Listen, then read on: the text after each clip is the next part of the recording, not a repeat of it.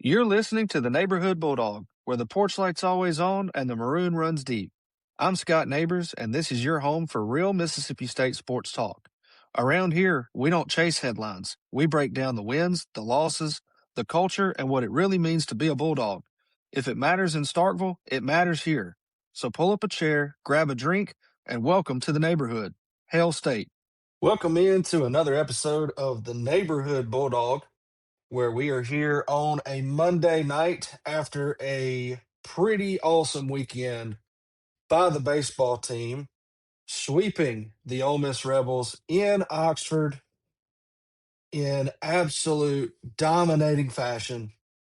Continuing to own the rivalry, the so-called rivalry in college baseball. Mississippi State destroys Ole Miss and ruins all their hopes and dreams effectively, and really puts them in a bad hole as they get further into SEC play. I'm here tonight, got my Frost buddy, my Mississippi State Frost buddy. I have like 6 of them. These things are amazing. I love them to death, and I look to keep adding to my collection.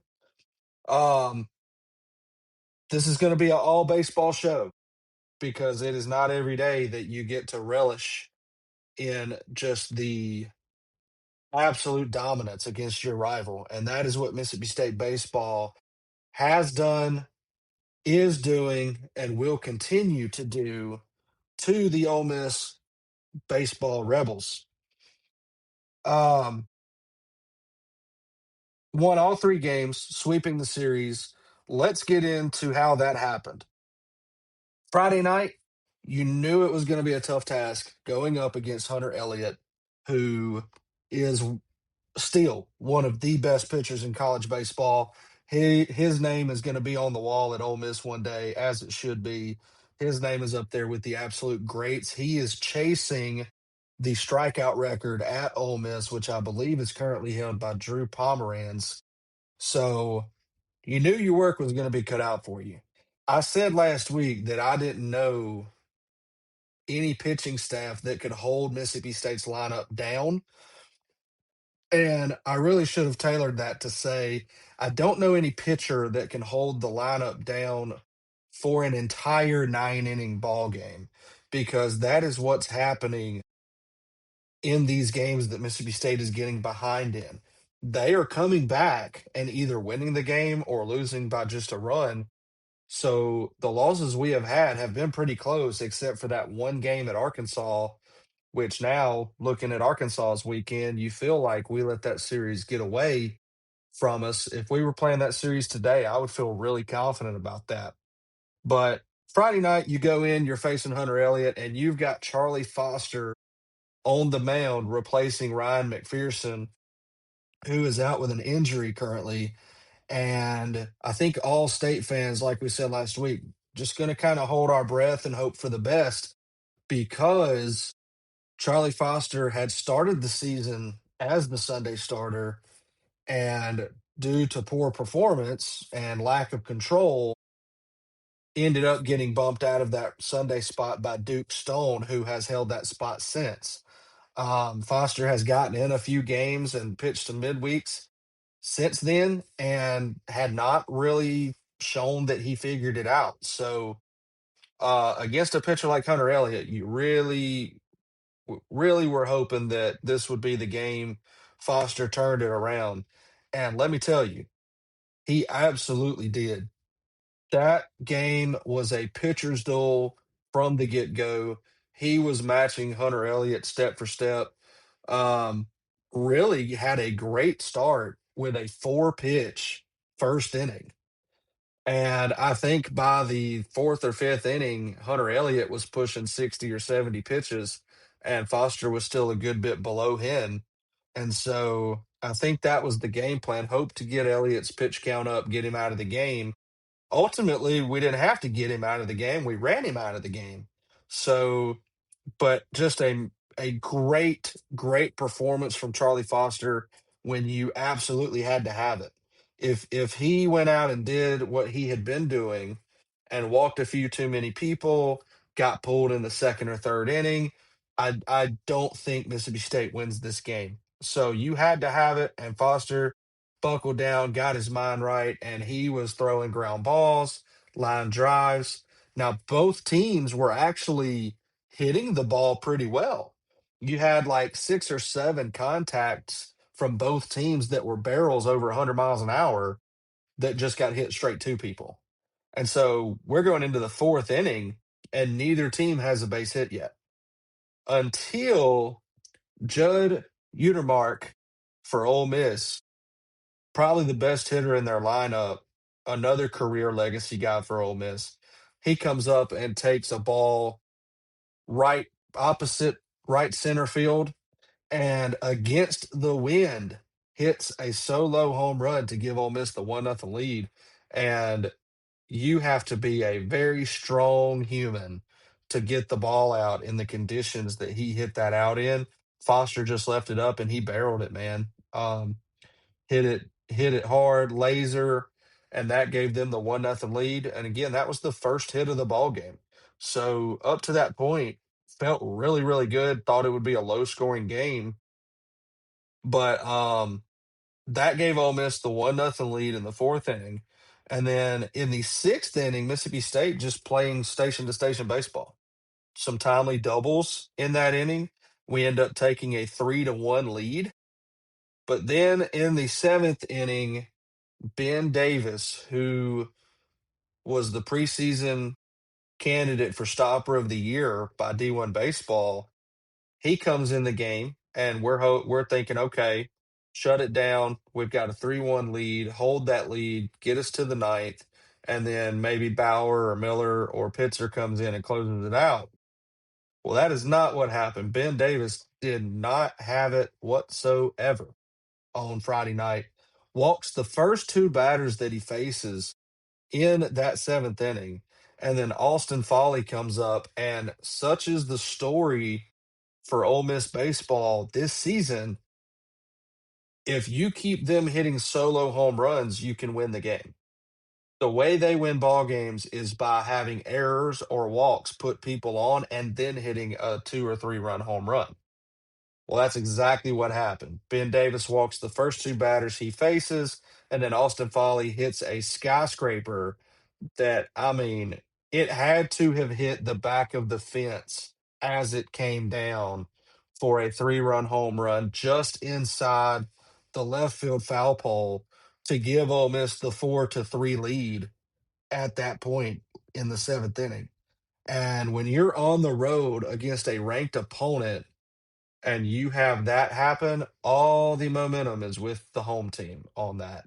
Their fans were cold. They were not into the game at all when we took the lead. And then when that home run happened, it woke up Oxford as a whole. And so at that point, I thought we were going to lose. I just thought we were. I thought they had the momentum. I didn't see us coming back from that. But ultimately, we go into the top of the ninth down 4-3, and we get a RBI ground out from Jacob Parker, and then we get an RBI triple from Sean James, and then we ultimately take the lead, and we end up winning the ball game. If that same scenario had happened in the last 2 or 3 seasons, Mississippi State loses that game 100 out of 100 times. But something about this team with Brian O'Connor and the mentality that this team has, they are truly never out of the game until the last out has been gotten. And that's exactly what happened here. Sean James comes in to pinch hit, and I think a lot of people were going, why in the world are we pinch hitting Sean James here in this huge spot when we have to get this run in to tie the game? Why are we batting him? And what does he do? He lines a ball to right field, and the right fielder falls down and ends up getting an RBI triple there. So not only did he tie the game, he ends up allowing you the chance to take the lead and win the game, which is ultimately what happened. So an exciting game, exactly the kind of game you expect on a Friday night in the SEC, especially between ranked opponents. We mentioned Charlie Foster doing what he had to do. 4.2 innings, 2 hits, 1 run, 3 Ks, and no walks. No walks in the 4.2 innings. If that's the Charlie Foster that we continue to get, he can find his way back into the rotation, and I will be perfectly fine with it. Um, he's just got to now show consistency. He should have his confidence should be through the roof at this point after that performance on the road against an All-American pitcher like Hunter Elliott. Hunter Elliott went 5.1, gave up 4 hits, 3 runs, 2 walks, and had 7 Ks there. So, I mean, like I said, a pitcher's duel really until it wasn't. Um, Now offensively, State had several players go, 2 for 4. Um, but the player of the game for me is a tie. It's got to be Charlie Foster and Sean James, just because two guys that had struggled a little bit. Since Kevin Maluski got healthy, Sean James has not been playing, but had some trouble in the field, has pretty much been a decent hitter the whole season.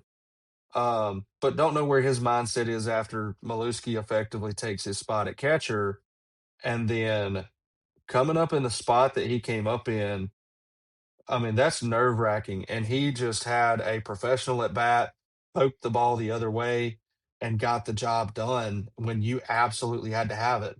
Likewise, like I said, Charlie Foster, and I'll say it again, I don't know that anybody predicted his performance, maybe other than Brian O'Connor and Justin Parker. I mean, watching him pitch Friday night, that's the Charlie Foster we expected to have going into this season. So hopefully he can keep that going. So a huge, exciting come from behind win on Friday night for Mississippi State.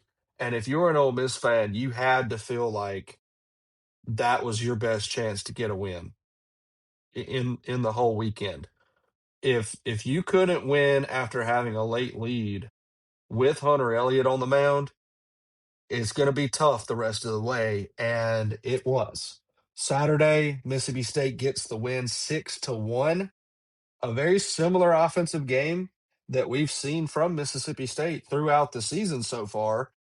And pretty much what happens is they get going early and often. They get an early lead, and then they just capitalize on it slowly throughout the game, and just essentially take the wind out of the sails of the opponent from the first pitch. So that's pretty much what happened here. Um, Mississippi State gets out to a 5-0 lead by the end of the sixth inning. And then all starting defenders for Mississippi State, all starters in the lineup minus one, had a hit, at least one hit. Aiden Till, I think, went 0 for 5 that game, but every single other starter had at least one hit in the ball game, with Jacob Parker, Garrick Fry, and Kevin Maluski all hitting home runs in this game. Um, Tomas Valinkis, again, special on the mound. He struggled a little bit, but he settled in very quickly. Looked like he just had to find the zone there. He goes 5 innings, 3 hits, no runs, 2 walks, and 9 Ks. So he followed up last weekend's, I think, 14K performance against Vandy with another 9, this time on the road. Um, so again, Thomas Malinkas showing that he is probably one of the top pitchers in the country at this point, definitely in the SEC. For Ole Miss, you had Hunter Calhoun. He went 3 innings, 3 hits, 2 runs, 3 walks, and 4 Ks. And the story of the season for Ole Miss, they didn't hit any home runs and they left 11 men on base. So they continue to not be able to get the timely hit. They just cannot have somebody on base and then get a big double or triple to get an RBI there. It seems to be home run or nothing. And if you can hold the people off the bases for them and they don't hit the home runs, they're in trouble. I mean, it is what it is. They cannot hit the baseball. I mean, if you hit 5 solo home runs, you still lose 6-5. So the home run smash ball, it is not working for Ole Miss. and they just have no situational hitting ability. And that was evident this weekend. So they hit no home runs. They leave 11 men on base. They ultimately lose 6-1 in that Saturday game. And Mississippi State clinches the series once again from Ole Miss. Moving into Sunday, Mississippi State wins 7-1 on Sunday. And, if you're watching the game on TV or if you were at the game, Friday night was pretty packed. It was very, very cold, but it was packed out. It was exciting. It was a great Friday night SEC crowd. Saturday, you had a little less. And then by Sunday, they're pretty much all gone. I mean, it turned into it's a half empty stadium. But State gets the win on Sunday 7-1, and it was the same as Saturday. You had a 5-1 lead by the fourth inning, 6-1 in the fifth, and then 7-1 in the ninth. Mississippi State had a home run by Ace Reese, Jacob Parker, Andrew Raymond, and Kevin Maluski. And once again, Ole Miss hits 0 home runs and leaves 14 men on base. So, again, story of the season for both teams.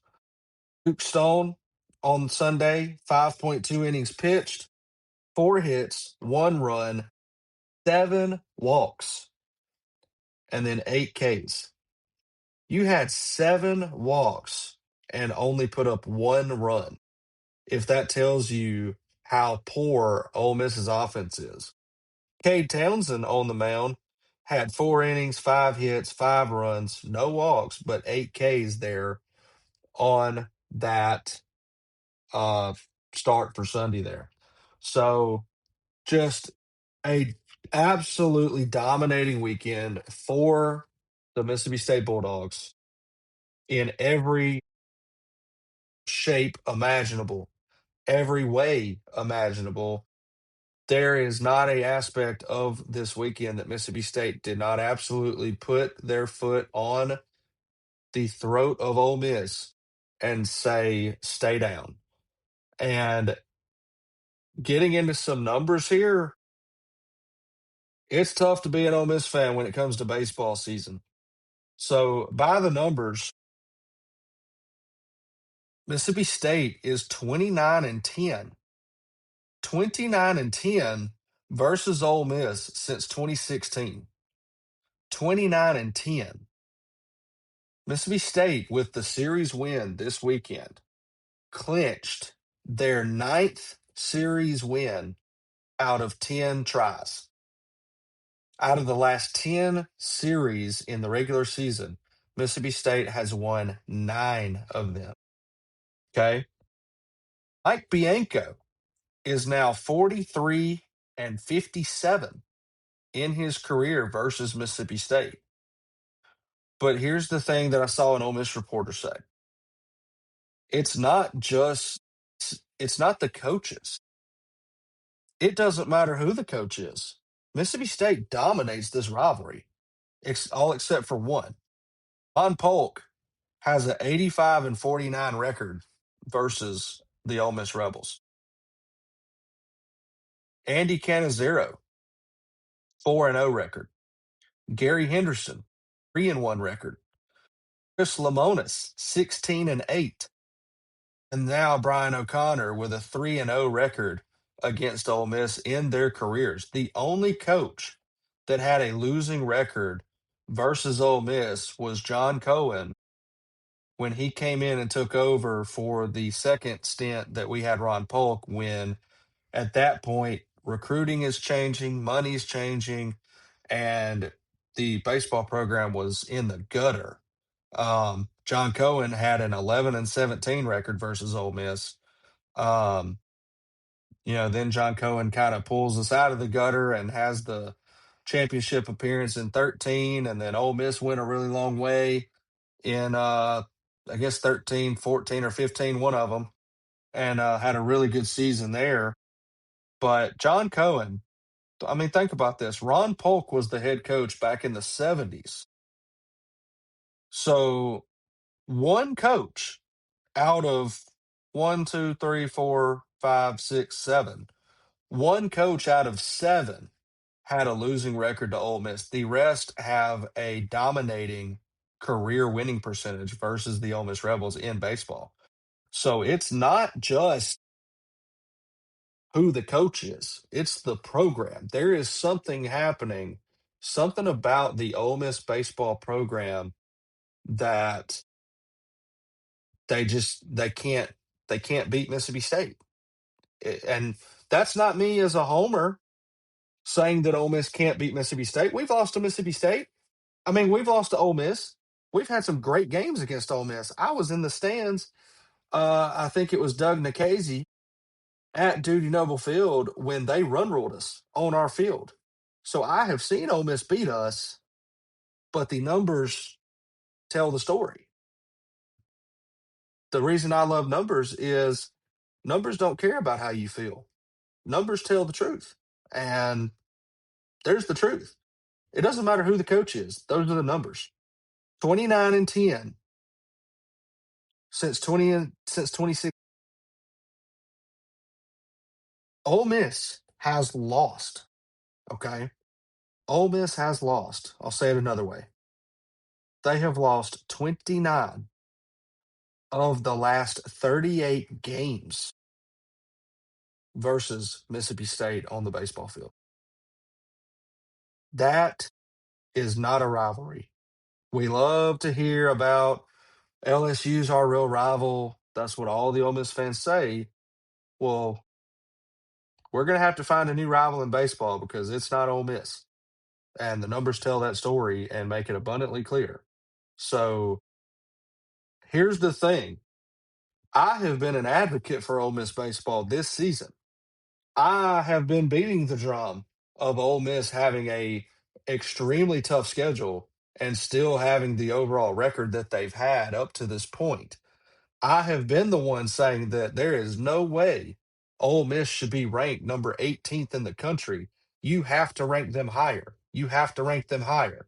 I've been saying that week after week after week to D1 Baseball and Kendall Rogers because up to this point, I thought Ole Miss was a good baseball team.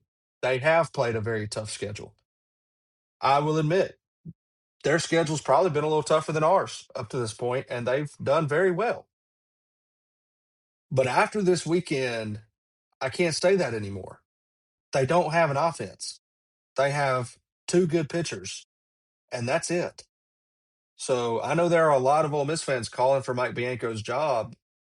The problem with that is I believe that if Mike Bianco were to be fired tomorrow and you go get a baseball coach that's not named Tony Vitello, what is the program going to look like then? Because I don't think it will go the direction that you want it to go if you're an Ole Miss fan. I see it going the opposite direction. When Dan Mullen left Mississippi State was as riding as high as we had ever been in our program's history. And then we get Joe Moorhead in here, who had the number one defense in the country, and all he had to do was not screw it up, and he let his ego get in the way and said, well, I'm going to do it my way no matter what the players I have on the roster are, and spoiled what could have been one of the best seasons we've ever had next to that number one season in 2014. Well, then he can't control a locker room, and you got players fighting each other and just getting away with God knows what. And so you got to get rid of Joe Moorhead. Well, you get rid of Joe Moorhead, you bring in Mike Leach. It took Mike Leach a season or two to get rolling, and very confident we would have been a 9 to 11 win team. And then what happens? We all know he has the heart attack and passes away. And then we have Zach Arnett, who was an absolute disaster. And now we have Jeff Levy, who is not doing much better. So you get rid of Mike Bianco, I can easily see a similar scenario for the Ole Miss baseball program. So I would just say be careful where you're stepping as you go down that road. Now, Mike Bianco is going to leave at some point, and maybe you can get Cliff Godwin to come back. But if you don't, there ain't many people out there that are Ole Miss people that are going to take that program to the next level, to a national championship level. That's the thing that you have to understand. Once you win a national championship, you are a national championship program, and your expectations are national championship. That's what happens. Your expectations aren't to lose 29 out of 38 games to your in-state rival. So even with Ole Miss winning the national championship a year after Mississippi State did, you still have this separation between the two programs, and it just seems inherent. I mean, I don't know the explanation for it. Mississippi baseball in high school is some of the best baseball in the country, and the travel ball in the state is some of the best baseball in the country. We have some of the best mentors coaching young players as they prepare to go into college baseball. And a lot of the top players in Mississippi, as far as baseball is concerned, tend to stay in the state of Mississippi. Why? Because this week you had Mississippi State ranked number 6 in the country. All right. You had them playing a ranked Southern Miss team on Tuesday and a ranked top 20 Ole Miss team for the weekend. Mississippi State played a ranked Southern Miss team and a ranked Ole Miss team this week and won every game. I love the in-state dominance, but at the same time, what a great sign for the rest of the country to see Mississippi producing this level of baseball talent as a whole. I like when all of the teams are good. I especially love baseball. I'm a baseball guy, always have been, always will be. I am a huge football fan, but baseball was my life. And in many ways, it still is. So I love when Mississippi State baseball is Mississippi State baseball. There's a reason, or let me say this first. Chase Parham for Ole Miss on his podcast today said State is admitting that they cannot compete nationally in football. They're not even trying. Okay. That's a quote from Chase Parham's podcast today. I have some issues with that quote. My number one issue is you don't know what your season's going to look like come time for football. Lane Kiffin's gone. I 100% guarantee you will not sustain the success that Lane Kiffin had at Ole Miss. The biggest Ole Miss homer out there that has a brain would tell you the same thing. It's unrealistic to think that that's going to happen. Well, Trinidad's coming back. Yes, he is. On some just incredible luck and gerrymandering, he's coming back to play. Great. Don't care. Still not going to be as good as you were with Lane Kiffin. It's not going to happen. Another issue I have with that quote is who cares? It ain't football season, big dog. It's baseball season. I don't care what happened during football season. Football season's gone. It's over. Football season's been over for months. We are in the heart of SEC baseball season. You just got your tail smashed on your own field, and your response is to bring up football season? That is proof enough to tell you where the mindset is in Oxford, Mississippi right now around the baseball program. When you get beat so bad, you have to bring up another sports season to say, well, yeah, we lost here and we're uncompetitive here, but look what we did 7 months ago. Give me a break. That's pathetic and lame. I get you beat Mississippi State in football. I get Mississippi State's terrible in football right now. We get it. We know. Trust me. We haven't. A defensive back slipped against the fastest player in college football, who now holds one of the fastest NFL combine 40 times in the history of the combine. The guy slipped and we end up beating Arizona State.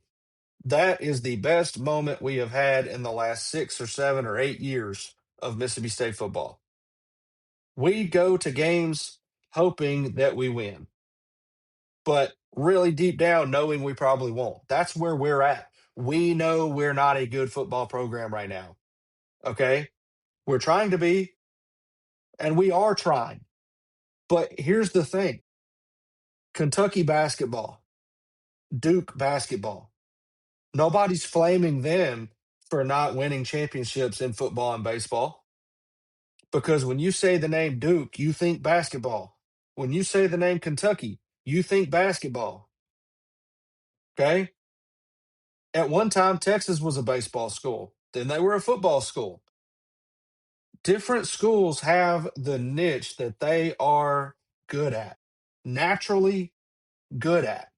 Mississippi State's thing has always been baseball.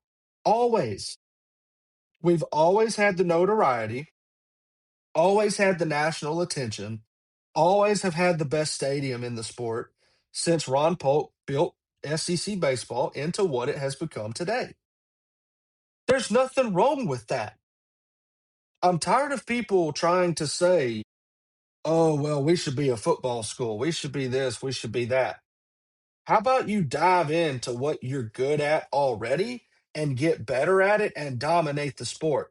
Because right now, when people flip on the TV in a few Saturdays, they're going to see a top five Mississippi State team playing an LSU team in front of about 15 to 17,000 people on ESPN2 at 7:30 p.m. on a gorgeous night on Super Bulldog weekend. Do you think anybody in the country is going to watch that and say, well, I wonder what their football team's doing?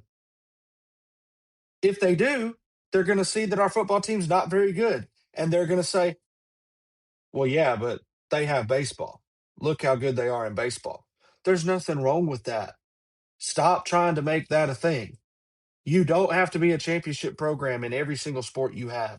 Would you like to be a postseason team? Would you like to play for national championships? Yes. Is basketball and football more of a moneymaker than baseball is? Typically, in the past, it has been, but I will tell you, college baseball is coming up, and it's coming up very fast in the world. And people are taking notice of how exciting college baseball is. You have more fans that are MLB fans gravitating toward the college game because of how much more exciting and how much more passionate it is. That's where we're at. There is nothing wrong with the administration at Mississippi State saying, hey, we've really got something here. Let's dive into it and make it infinitely better than anyone else. And let's really dive in and see how many championships we can win here. That's great. Could Mississippi State do that in football as well?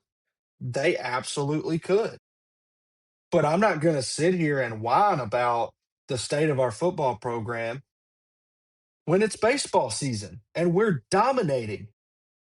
We are dominating in baseball season. How many of us would have killed for a meaningful weekend game over the last 4 seasons? How many? How many of us went to games over the last 3 or 4 seasons knowing we were going to lose and or get swept on our own field and that it would look uncompetitive and incompetent? That's what our program had become. During football season, I'll handle football issues then. But I'm going to be absolutely excited that we just wiped the field with Ole Miss on their own field when they thought they were going to have record crowds. They thought they were going to get a big, dominating series win. And what did Mississippi State say? They said, not today. Stay down where you've been and continue to stay down. Somebody responded to Chase Parham's quote, and it actually is telling, is that it's pretty bad that we are trying in football and it looks like we're not. And he's right. He's absolutely right. We are trying in football, and we are bad enough that people have to wonder if we are giving a crap. But again, the administration could fix football. We could go out and get a top coach. Okay. We're just not doing it yet. Now, Jeff Levy better get it right fast this season, or he's going to be gone. And then Mississippi State is starting over once again. Mississippi State's in a bad cycle in football. You can't keep changing coaches and hoping for the best. In the old days, you couldn't. Nowadays, look at Kurt Signetti at Indiana. Look what he did. Mississippi State could have the same flash in a pan season like Indiana, get the right coach in. You never know. But there is no way on earth you can convince me sitting here on March the 30th after sweeping Ole Miss in Oxford, not just sweeping them, dominating them. You cannot convince me whatsoever that anybody bringing up football season is anybody we need to be paying attention to. That is a pathetic, lame excuse to make themselves feel better and cope with the fact that they just got absolutely embarrassed in a sport that they're not used to getting overtly embarrassed in by those not named Mississippi State, of course, because it happens a lot versus Mississippi State. So I just don't understand this. And it happens in every school. It happens in every fan base. You get smoked in football, so you I mean in baseball, so you bring up football season. And then in football season, you get smoked, so you bring up basketball season. Well, hey, Mississippi State blows a lead to Tennessee, blows a 17-0 lead in football to Tennessee. But hey, at least we beat them in basketball season. Who gives a crap? We're not watching basketball. We're watching football. Right now, we're watching baseball. We're not watching football. Who cares what the Egg Bowl score was? I care about what next year's Egg Bowl score will be. So I don't buy that argument whatsoever. And anybody saying that and bringing up different seasons is just flat out being a loser. I mean, no other word for it. So Mississippi State getting the win, the big sweep over Ole Miss on their own field. It could not be sweeter. Friday night's game, absolutely exciting. Exactly what you want in a Friday night SEC game. Coming up this week, Mississippi State is going to face Grambling on Tuesday at 6:30. Grambling is 9-17 overall, but they are 6-3 in their conference, and that is a pretty good spot to be in if you're Grambling in the SWAC there.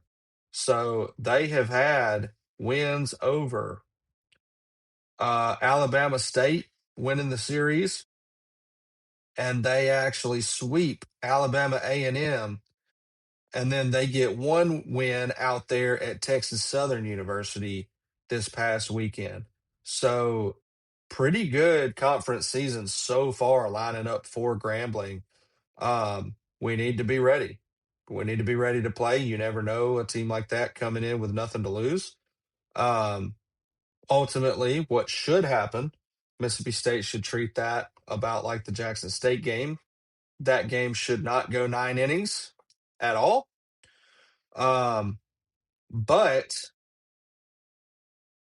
that's Tuesday night. And then Thursday, Mississippi State's going to take on number 5 Georgia.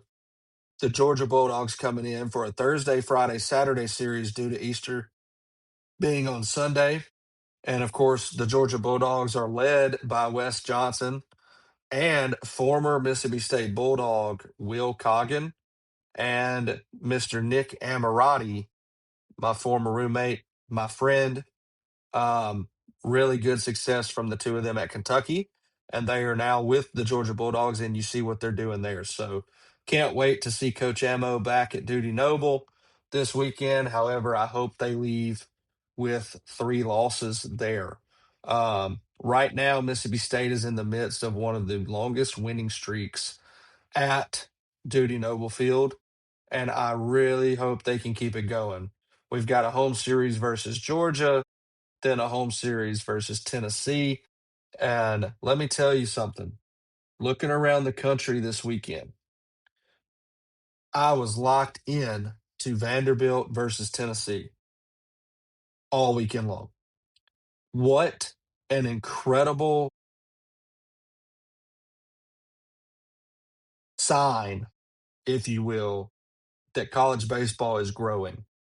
As soon as our games ended, I was locked on to Tennessee and Vanderbilt. Tennessee traveled to Vanderbilt to play, and you'll see why I'm bringing up this series specifically in just a minute. Friday night, Vanderbilt gets the win on a walk-off single against Tennessee. Okay. Saturday, Vanderbilt and Tennessee go to the 16th inning where Vandy walks it off for the series win on a walk-off squeeze bunt. If that's not a Tim Corbin special right there, I don't know what is. A walk-off squeeze bunt wins the game in the 16th inning and wins the series for Vandy. Well, Vandy has already won the series, so what could Sunday hold? Oh, nothing much. Just a Vanderbilt walk-off grand slam on Sunday to win the series and sweep the series from the Tennessee Volunteers, who are floundering under Josh Elander at this point. Vandy was coming off of a road sweep from Mississippi State. Mississippi State swept Vandy last weekend at Duty Noble Field. And what does Vandy do? They sweep Tennessee. Well, Mississippi State plays Tennessee after Georgia this upcoming weekend. So, transitive properties and all, you never know what that might bring. Maybe Mississippi State can get another sweep there against Tennessee. We mentioned last week, if you're able to sweep some series here, um, you're just putting yourself in a better and better position. And we're getting kind of late into the season at this point. If Mississippi State continues to do what they're doing and you keep the same mantra, don't get swept on the road and win your series at home, then Mississippi State's going to easily lock up a national seed and a hosting spot in Brian O'Connor's first season here. The thing is, when you sweep somebody at home, you add a game to that. When you sweep somebody on the road, you add a few more games to that. So Mississippi State right now is effectively got 3 or 4 games to play with due to sweeping Vandy and sweeping Ole Miss. So let's say you win 2 of 3 against Georgia, and then let's say you sweep Tennessee. Well, you just added another win that effectively cancels out that Georgia loss. So this series this weekend is going to be one of the top series in the country that's happening against 2 top 5 teams that are both tied for first place. Mississippi State is tied with Texas and Georgia at 7-2 in the SEC right now. Mississippi State and Georgia play each other, so depending on how Texas weekend series comes out, Mississippi State, Georgia, or Texas, any one of those 3 could be holding sole possession of first place in the SEC with just a few weekends left to go before the SEC tournament. So Mississippi State is doing everything it needs to do. It is talented. They are an elite team at this point. Don't let anybody tell you any different. This is an elite team with an absolute elite coaching staff and head coach. Brian O'Connor is one of the best coaches in college baseball, and he is showing it. And he is showing what happens when you give one of the top minds in the game every resource they need to succeed. What do? They go out and they succeed. That's why you pay him what you pay him. That's why you went and got him to leave Virginia after 22 years so that he could come do this and not only do this, but do this in front of 15,000 fans a game. I mean, you don't have that anywhere else in the country. So, Ole Miss fans can be mad that they got swept. They should be mad. You really should be better than you are. I think a lot of people wondered if Mike Bianco was going to come back after last season, and he ended up coming back. And I think there were some Ole Miss fans that were not too happy about that. But I mean, as long as he's been there, the track record he has overall at Ole Miss, there's not really an excuse for the performance that they're having so far this season. They are now in a hole that is going to be incredibly difficult to climb out of. And I don't know if our friends up in Oxford, I don't know how they're going to make it through the season because it's fixing to get tough. Right now, they are 19-10. They are 3-6 in conference. Okay. They're 3-6 in conference after getting swept at home. Well, now what? Oh, nothing much. You're just going to Gainesville, Florida, who just swept Arkansas in Fayetteville. I don't know that they win a game. If they go down there and they win that series, that is massive for them. But I don't know that they do. Then you host LSU in Oxford. LSU's not good this year. They may get hot later. I don't care. They are not a good baseball team this year. Ole Miss has to win that series. You have to win that LSU series in Oxford if you are Ole Miss. Then you go to Tennessee. You theoretically should win that series too. It's at Tennessee, so that may be a little tough, but Tennessee's not good. Then you face Georgia. Then you face Arkansas. You can win that at Arkansas. Then you have Texas A&M and Alabama. Those are all gettable series. But with the way the offense is for Ole Miss, I don't see it happening. They may win one or two more series for the season. And if that's the case, that is not a good situation for Ole Miss and Mike Bianco there. So, recap the weekend Mississippi State sweeps, get into some historical numbers that hold Mississippi State consistently in a tier of its own when it comes to college baseball, especially in the state of Mississippi. And then, like we just finished up a little projection there at the end, times are getting good at Duty Noble Field. If you're a Mississippi State fan, huge series this weekend as we go into Easter weekend. If Mississippi State sweeps Georgia this weekend at Duty Noble Field, I don't know that you're going to jump UCLA. I don't know what's going to knock them out of the number one spot, especially with UCLA having the head to head win with an asterisk beside it. But you sweep Vandy, you sweep a ranked Ole Miss team on the road, you run rule a ranked Southern Miss team in a midweek, and you win the series or sweep against a top five Georgia team. There is a easy argument there to be the number one team in the country, easily. So we will see what happens. I hope to see at least a series win. If State was to sweep it, I would be floored. I would be beyond excited at that point. So thank you guys for joining us tonight. I know it was a long one, but had a lot to get into. We've got a big week ahead of us. We will have a quick turnaround for a preview for Georgia that you'll be able to listen to as you're driving to the game on Thursday night. And make sure that you like, subscribe, share. Send this to your friends. Comment. We love our comments. Um, like I said, I know we'll get comments that, well, Mississippi, well, Ole Miss has won the Egg Bowl, blah, blah, blah. I don't care. I don't care. It's baseball season. It's baseball season. The Egg Bowl that happened already happened. I don't care.